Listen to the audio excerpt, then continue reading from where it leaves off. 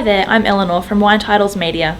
A few weeks ago, our work placement student Beth and I went to Mildura for a few days to shine a light on the Sunraysia region and what's happening in the wine industry. In the video you're about to watch, we went to the Murray Valley Winegrowers office where we had a chat with Mike Stone, the soon-to-be retiring CEO. Grape prices are looking up. Certainly since 2015 we've had a doubling of the red grape prices. The whites are still lagging behind, so it's really pleasing to see an improvement in the red grape prices. Very gradual, as I said, improvement in the white prices. Just prior to 2015 they had about 10 years of a very serious downturn in the industry where prices largely were not covering the cost of production. So a lot of the growers are playing catch up. So hopefully those higher prices we see maintained for a few more good years yet, and possibly and certainly improved in the case of the whites.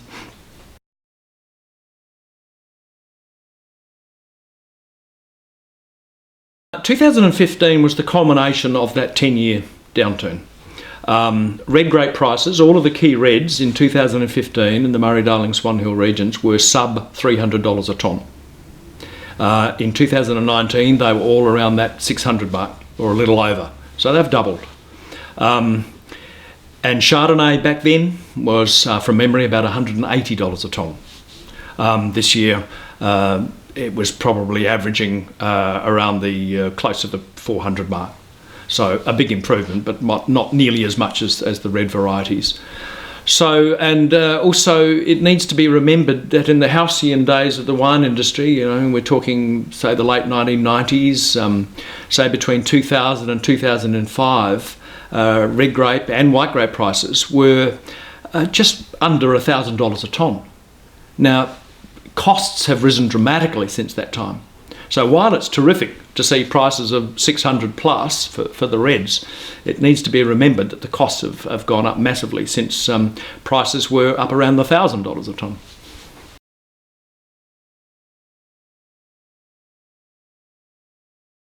Oh, very much China. China favours red wine. Australian wine exports to China have improved dramatically over the past 5 odd years. It's now our single most important customer. Over $1 billion per annum is earned from exports to China. So it's driven very much by the China market.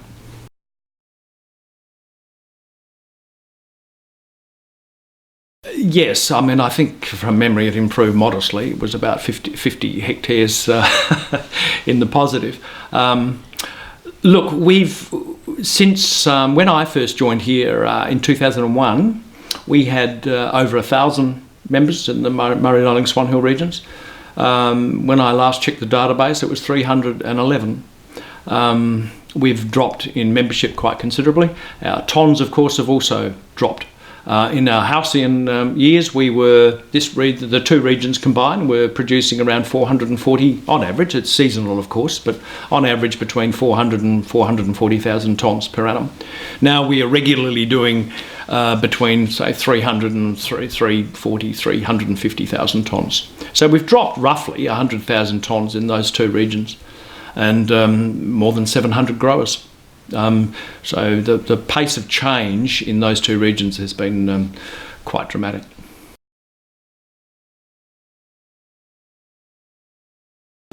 We're probably going to be down a little bit, probably maybe up to 10% down in comparison to 2018. We were hit, in common with lots of other parts of Australia, with 3 fairly intense heat waves.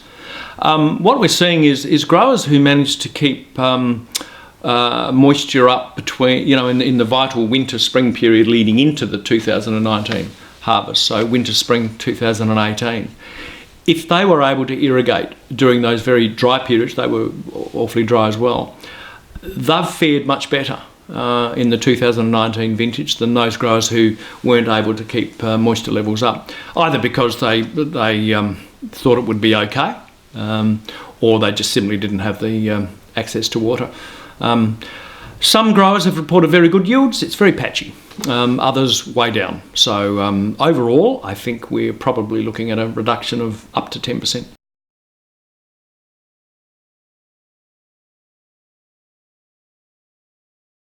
again, we're talking about the winter-spring period. Unless we get some very, very good rains in the Murray-Darling Basin catchment, we are certainly looking in these regions at probably starting with zero allocations when the irrigation system season starts from July 1. Even a best, so you're either looking at a sort of a dry year or a very dry year. Maybe in a dry year, we might, by the end of the season, have ended up with 60% of normal allocation. In a worst case scenario, the way things are tracking, we could possibly end up with 30 to 40% of normal allocation. Now that's going to force a lot of growers into having to buy water. The cost of temporary water this season has got to around $500 a tonne.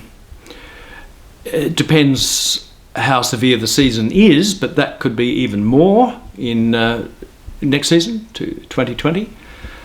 Our growers will also be in competition with other irrigators, almonds, avocados, etc.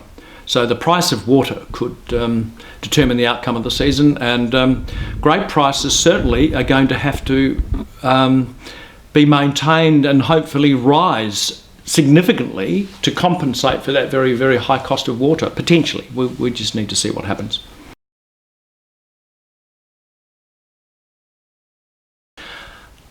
We've got a long history with the ACCC or raising issues with the ACCC. Our regions, for many years, we've been raising issues of, if you like, misconduct, commercial misdemeanours, etc., etc. In the last few years, ever since the ACCC set up a agriculture unit within their organisation and appointed an agriculture commissioner, Mick Keogh, they have been far more active in our industry. I remember going to a forum in 2016, for example, in South Australia. And that forum back then was also replicated in other regions of Australia. So their closer watch, if you like, over the Australian wine industry pretty well picked up in 2016.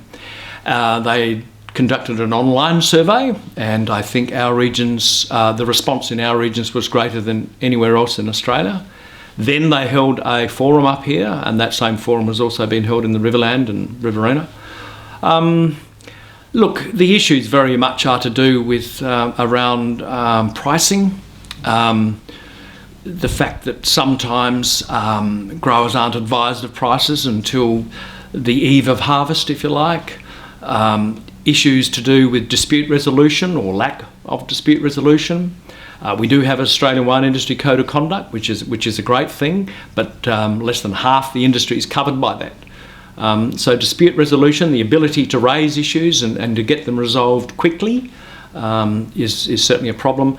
Lack of transparency, objective measurements of fruit quality, all of those sorts of issues, and they were certainly raised at that forum.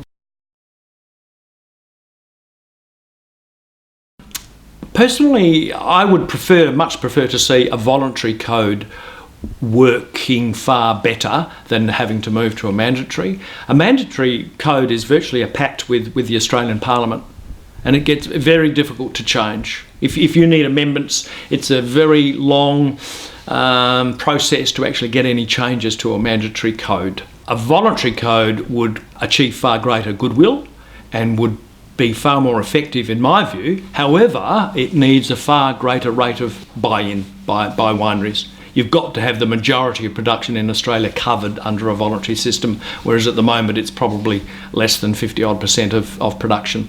So I'd personally prefer to see a voluntary code, but the voluntary code needs to be re-examined, some changes need to be made, and hopefully we can get greater involvement.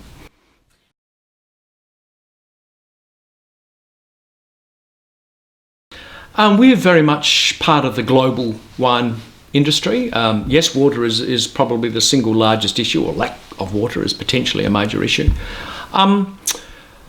Australia benefited from some pretty poor harvests 2 years in a row in Europe, but they sprung back last year. They had a pretty solid harvest in late 2018, the Northern Hemisphere summer.